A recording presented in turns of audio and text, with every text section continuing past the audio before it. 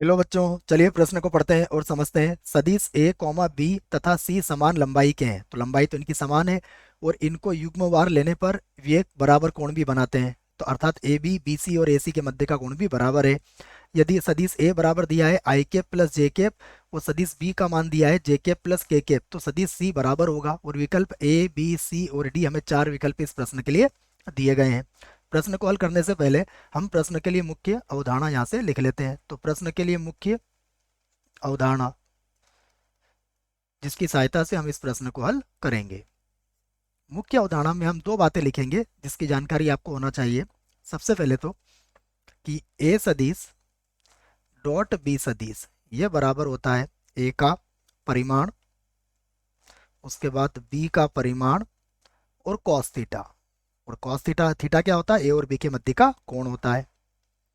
उसके बाद यदि सदिश ए बराबर है एक्स आई कैप प्लस वाई जे कैप और प्लस जेड के कैप है, तो इसका परिमाण क्या होगा? इसका परिमाण हो जाएगा वर्गमूल के अंदर एक्स का वर्ग प्लस वाई का वर्ग और प्लस हो जाएगा ये जेड का वर्ग। तो ये बातें आपको इस प्रश्न के लिए याद रखना है। आइए अब जो प्रश्न में दिया गया है हम उसे लिख लेते हैं। तो सबसे पहले हमें प्रश्न में दो सदिश दिए गए हैं। तो सदिश ए का मान दिया गया है आई कैप प्लस जे कैप और सदिश बी का मान भी दिया गया है, यह है जे कैप और प्लस के कैप। ये दो सदिश हमें दिए गए हैं। उसके बाद इनकी लंबाइयां भी समान है। इसका अर्थ यह हुआ कि सदिश ए का परिमाण, सदिश बी का परिमाण और सदिश सी का परिमाण, इन सबके परिमाण बराबर है। और इन सबका परिमाण किसके बराबर हो जाएगा? देखो, वर्गमूल एक का वर्ग प्लस वर्गमूल एक का वर्ग अर्थात कितना हो जाएगा? वर्गमूल दो के बराबर हो जाएगा। तो ये बात भी हमें याद रखना है। उसके बाद ये कहा गया है कि ए बी तथा सी समान लंबाई के हैं। अगर समान लंबाई के हैं, ये तो हमने लिख लिया। और युग्मवार लेने पर इनके जो बराबर कोण बनते हैं अर्थात कॉस थीटा का मान सभी में बराबर है और इनके परिमाण भी बराबर है। तो इस आधार पर हम कह सकते हैं कि ए डॉट बी बराबर बी डॉट सी बराबर ए डॉट सी होगा। ये तीनों ही बराबर होंगे बच्चों। क्यों बराबर होंगे? क्योंकि इनके परिमाण भी बराबर हैं और इनके मध्य के कोण भी बराबर है। तो ये तीनों आपस में क्या हो जाएंगे? बराबर हो जाएंगे। और अगर बराबर होंगे तो हम इनका गुणा कर सकते हैं। देखो, यदि हम गुणा करें तो आई कैप प्लस जे कैप और डॉट जे कैप प्लस के कैप, करिए गुणा इसका। तो आई का तो है ही नहीं, तो जीरो हो जाएगा। जे का गुणा जे से करेंगे तो एक हो जाएगा और के भी नहीं है तो ये भी जीरो हो जाएगा। इसका अर्थ क्या हुआ कि इन सबका गुणनफल भी या इनका जो अदिश गुणन है वो एक के बराबर आया बच्चों। ठीक है, आगे बढ़ते हैं। ये बात आपके समझ में आ गई होगी। देखो, यदि मॉड ए मॉड बी बराबर है और कॉस थीटा भी बराबर है, तो चाहे ए डॉट बी निकालो, चाहे बी डॉट सी निकालो, चाहे ए डॉट सी निकालो, सभी के मान बराबर ही आना है। और किसके बराबर आएंगे? ये एक के बराबर आ जाएंगे। अब हमें किसे ज्ञात करना है? सदिश सी को ज्ञात करना है। तो सदिश सी को ज्ञात करने के हमें सदिश सी को अब मानना पड़ेगा। तो मैं लिख लेता हूं, माना माना जो सदिश सी है उसे हम मान लेते हैं एक्स आई कैप प्लस वाई जे कैप और प्लस जेड के कैप। ये हमने मान लिया। अब यदि इस सदिश को यह इस प्रकार माना है तो अब समझिएगा कि यहां पर हम सबसे पहले हमें पता है कि ए डॉट सी ये किसके बराबर है? एक के बराबर है। अब ए का मान किसके बराबर है? देखिए, ए का मान है आई कैप और प्लस जे कैप के बराबर है। उसके बाद डॉट सी सदिश हमने कितना माना है? ये माना है एक्स आई कैप वाई जे कैप और जेड के कैप के बराबर माना है। तथा यहां पर हम ये भी कह सकते हैं कि बी सदिश, बी को लिख लेता हूं एक बार और, यहाँ पर हम कहेंगे बी सदिश डॉट सी सदिश, ये भी एक के ही बराबर है। देखिएगा, तो बी सदिश और डॉट सी सदिश ये भी किसके बराबर है? एक के बराबर है। तो बी सदिश कितना है ये भी देख लेते हैं। बी सदिश से जे प्लस के, तो ये हो जाएगा J cap plus K cap और डॉट लगा देंगे हम। यहाँ पर आ जाएगा X I cap plus Y J cap और प्लस जेड के केप। और बराबर कितना लिख देंगे, 1 लिख देंगे। आइए और आगे हल करते हैं इसको। अब गुणा कर लेंगे इसका, तो देखिए जब गुणा करेंगे तो क्या आएगा, हमें डॉट गुणा हमें आना चाहिए। आई का गुणा आई से होगा तो यहाँ पर मिलेगा एक्स, जे का गुणा जे से होगा तो यहाँ मिलेगा वाई, और के नहीं है तो बराबर कितना आ जाएगा, यहाँ पर सॉरी बराबर 1 आएगा बच्चों, है ना, गलती से, क्योंकि बराबर इसके कितना चल रहा है, बराबर इसके 1 चल रहा है। हमने ऊपर भी शायद नहीं लिखा है, दोनों जगह हम इसको लिख देते हैं। ये लीजिए यहाँ पर भी हमने नहीं लिखा है, तो ये भी बराबर 1 है और ये भी बराबर किसके हो जाएगा, 1 के बराबर हो जाएगा। तथा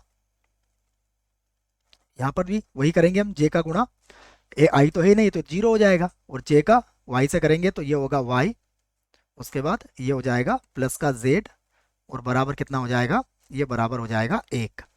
तो हम चाहें तो इसे, अभी तक समीकरण बनाई क्या हमने, नहीं बनाई है, तो इसे हम समीकरण 1 और इसे मैं समीकरण 2 बना देता हूँ। अब यहाँ से यदि हम समीकरण नंबर 1 में से 2 को घटा दें तो क्या होगा, समीकरण 1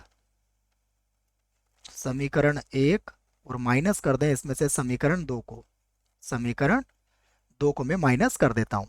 तो उससे क्या होगा, उससे देखिए एक्स वाई से वाई कट जाएगा, यहाँ मिलेगा हमें एक्स माइनस जेड, यहाँ पर मिलेगा एक्स माइनस का जेड, और 1 में से 1 घटेगा तो कितना बचेगा, 0।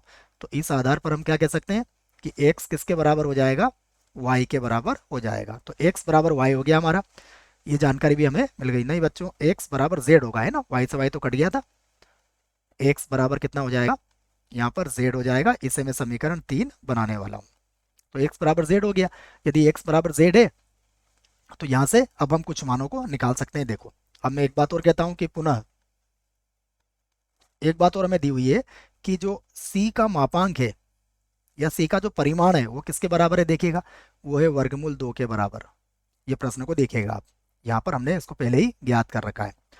तो अब हम इसका परिमाण यहाँ पर ज्ञात कर लेते हैं।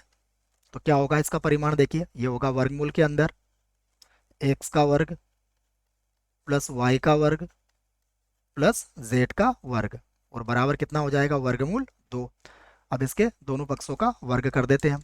तो जब वर्ग करेंगे तो ये होगा एक्स का वर्ग प्लस वाई का वर्ग प्लस जेड का वर्ग, बराबर कितना हो जाएगा, 2 हो जाएगा, क्योंकि यहाँ पर कितना था, वर्गमूल था, वर्गमूल हट गया इनका। अब आप देखिएगा एक्स का वर्ग, यहाँ से मैंने लिखा एक्स का वर्ग और प्लस, अब यहाँ से हम इस बात को कह सकते हैं कि यदि हमें, देखिए एक्स बराबर तो जेड है ही, और यदि हमें यहाँ से समीकरण नंबर 1 से मान निकालना हो वाई का तो कितना निकलेगा, 1 माइनस एक्स निकल जाएगा। तो यहाँ लिख दूंगा मैं 1 माइनस एक्स, और इसका भी क्या हो जाएगा, वर्ग, और z पहले से ही किसके बराबर है, x के बराबर है, और बराबर कितना हो गया, 2। अब इसे हल कर लेते हैं। तो ये हो जाएगा x का वर्ग, उसके बाद प्लस 1 का वर्ग माइनस का 2x प्लस x का वर्ग, यहाँ पर भी x का वर्ग, और बराबर कितना हो गया, 2। तीनों को जोड़ लेते हैं तो ये होगा 3x का वर्ग, ये हो जाएगा। उसके बाद माइनस का 2x हो जाएगा, उसके बाद 2 को इधर लाओगे तो ये माइनस का 1 बन जाएगा, और बराबर हो जाएगा 0। तो यहाँ से अब हम कह सकते हैं कि हम गुणनखंड कर लेते हैं इसके। तो 3x का वर्ग, ये होगा माइनस का 3x प्लस का x माइनस 1 बराबर 0। तो यहाँ से हम कह सकते हैं कि हमारा 3x कॉमन निकल जाएगा जब समूह बनाएंगे, तो x माइनस 1 और प्लस यहाँ से 1 कॉमन निकालेंगे तो यहाँ पर भी आ जाएगा x माइनस 1 बराबर 0। तो x माइनस 1 इसका एक गुणनखंड हुआ, और दूसरा गुणनखंड हो गया 3x प्लस 1 बराबर 0। तो हम अगर दोनों की तुलना अलग अलग जीरो से करेंगे तो हमें x के 2 मान मिलेंगे। तो पहले तो हमें x का मान एक बार तो मिलेगा प्लस का 1 और एक बार मिलेगा माइनस का 1/3। तो अब हम दोनों मानों पे चर्चा करते हैं। सबसे पहले मैं मान लेता हूँ यदि यदि x का मान कितना लिया जाए, 1, तो देखिए y का मान किसके बराबर हो जाएगा, यहाँ से समझिएगा y कितना है हमारे पास, y हमारे पास है 1 माइनस एक्स के बराबर। तो 1 में से x को घटा देंगे, 1 में से x को घटाएंगे तो y बराबर तो 0 हो जाएगा। और उसके बाद z किसके बराबर है, x के बराबर ही है, तो ये तो 1 आ जाएगा। तो इस स्थिति में जो c सदिश होगा, देखिए वो क्या होगा, वो होगा आई कैप, और y 0 है तो जी लिखने की जरूरत ही नहीं है, प्लस ये हो जाएगा k कैप। तो एक तो हमारे पास c का मान ये निकला। दूसरा मान भी निकालते हैं, देखो इसको मैं यहाँ पर लिख देता हूँ, यदि हम x का मान कितना लेते हैं, हम x का मान लेंगे माइनस का 1/3। तो y का मान कितना है, y का मान है 1 माइनस एक्स, देखिएगा यहाँ से ये रहा, y का मान 1 माइनस एक्स है, तो 1 में से घटा देंगे इसको तो y का मान आ जाएगा। जब इसको 1 में से घटाएंगे तो देखो वो यहाँ से लिख देता हूँ मैं 1 माइनस और ये होगा माइनस का 1/3, तो माइनस माइनस प्लस हो जाएगा, तो 3 और 1 ये 4/3 हो जाएगा, तो ये हो जाएगा 4/3। और उसके बाद z किसके बराबर है, z तो x के ही बराबर है, तो ये -1/3 हो जाएगा। तो इस आधार पर जो हमारा सदिश c होगा वो कितना होगा, ये होगा माइनस का 1/3, ये बनेगा आई कैप, और प्लस ये होगा 4/3, ये हो जाएगा जे कैप, और उसके बाद होगा माइनस का 1/3 और यहाँ पर हो जाएगा के कैप। तो ये मैंने सी सदिश निकाल दिया है। अब देखते हैं हमारे लिए कौन सा विकल्प सही होगा, तो हम विकल्प ढूंढते हैं। तो सबसे पहला विकल्प है आई कैप प्लस के कैप, तो इसको देख लेते हैं क्या यही विकल्प आया था हमारा, आई कैप प्लस के कैप, तो यह विकल्प तो हमारा क्या है, प्रश्न के लिए सही है। तो पहला विकल्प इस प्रश्न के लिए सही विकल्प हो गया है।